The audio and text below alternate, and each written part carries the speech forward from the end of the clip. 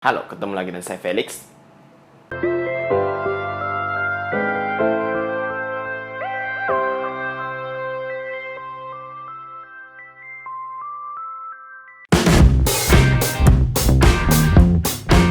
Jadi teman-teman, Motorola udah ngeluarin produk terbaru nih. Moto E4 ini mungkin dikeluarkan oleh Motorola untuk menyasar pasar kalangan menengah.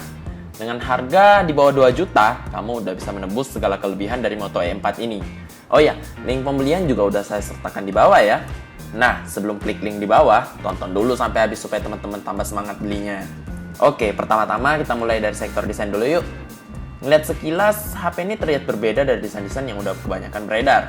Jadi seger banget nih. Nah, di bagian depan kita bakal nemuin LED flash, earpiece, kamera depan dengan resolusi 5 megapiksel, layar berpanel IPS sebesar 5 inci dan udah pakai perlindungan Gorilla Glass 3. Viewing angle-nya juga cukup oke. Terus ada tombol yang nggak bisa dipencet dan cukup disentuh saja. Tombol ini berperan sebagai fingerprint reader, bisa juga sebagai tombol home, back, dan multitasking, tergantung kamu pilih pengaturan yang mana. Di bagian atas ada jack 3,5 mm, di bagian kiri nggak ada apa-apa, di bagian kanan ada tombol volume dan power, di bagian bawah ada port micro USB dan lubang mic, di bagian belakang ada mic, garis antena di atas dan di bawah, terus ada kamera yang bentuknya bulat. Dan ada LED flashnya juga. Terakhir ada logo Motorola dan speaker grill. Perlu dicatat kalau baterai Motorola ini removable. Berarti cover belakangnya bisa dibuka teman-teman. Dan cukup oke juga karena covernya ini kokoh banget dan terasa metalnya. Di bagian dalamnya terdapat 2 slot nano SIM dan 1 slot micro SD. Dan tempat baterai tentunya.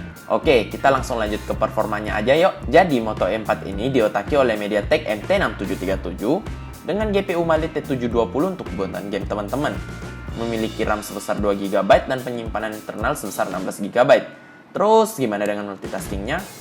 Dengan RAM 2 GB, Moto E4 ini udah cukup sih mengatasi penggunaan harian saya. Seperti Instagram, Line, dan main PlayStation dengan emulator tertentu. Walaupun memori 16 GB terbilang agak kecil, tapi kita tetap bisa nambahin dengan SD card tanpa harus mengorbankan satu SIM card. Dan untuk performa gaming, untuk game-game ringan sih ya lancar aja. Dan memang sudah begini seharusnya. Tapi lain lagi untuk game seperti Suicide Squad. Saya harus mengubah kualitas video menjadi low supaya game ini bisa dimainkan. Untuk user seperti saya yang nggak sering main game berat, hal ini nggak mengganggu sih. Skor Antutunya sebesar 30 ribuan dan nggak bisa dibilang kecil banget, sesuai dengan harganya.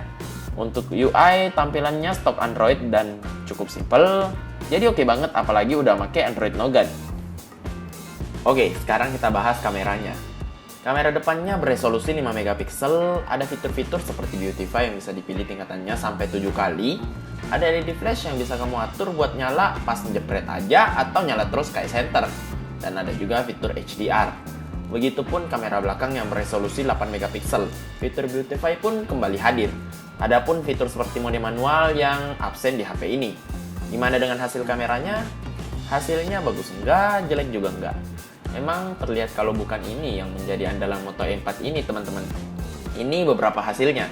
Sebenarnya bukan tidak mau komentar, tapi saya sendiri masih belum terlalu expert soal kamera, jadi saya minta teman-teman aja yang menyimpulkan.